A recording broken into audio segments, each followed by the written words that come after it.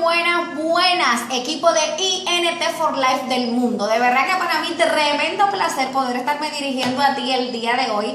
Andrés Viñas, diamante presidencial desde República Dominicana. Mira, yo sé que tú conoces de que tenemos un gran reto. Y ese gran reto eran 90 días, pero ahora mismo te cuento, solamente nos quedan 71 días.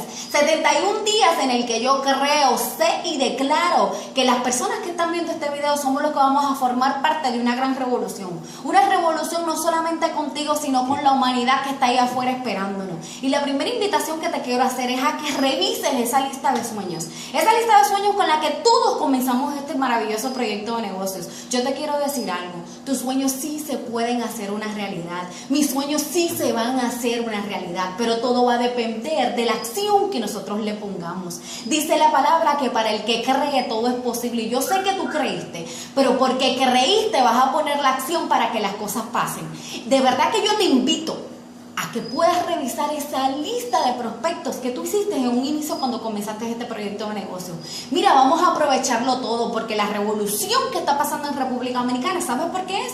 Exactamente porque le estamos dando a la gente lo que la gente quiere. Revisa esa gran lista y si no tienes una gran lista, pues comienza a agregar personas. Y si no tienes personas que conozcas, sal a los malls, sal a los centros comerciales, pero háblale a la gente. Pero sobre todo identifica qué es lo que la gente quiere. Acuérdate que antes solamente aprovechábamos el 20 y eran esas personas que como tú y como yo estaban comprometidos en hacer una diferencia en la vida de muchos.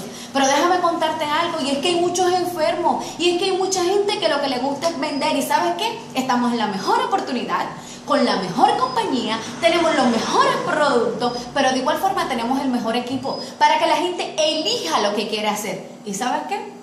Con esas personas, tus sueños, mis sueños se van a hacer realidad. Y yo sé que tú vas a ser el próximo que en estos 71 días vas a estar desfilando por aquí como nuevo diamante, como nuevo presidencial, como nuevo internacional, como nuevo oro y como nuevo platino, 14 de diciembre en República Dominicana. Aquí estamos para poder apoyarte. Dime tú qué necesitas de nosotros y nosotros vamos a ayudarte a que tú puedas hacer tus sueños realidad. Pero sobre todo, que puedas alcanzar esa próxima posición y esa próxima meta que tú te has marcado.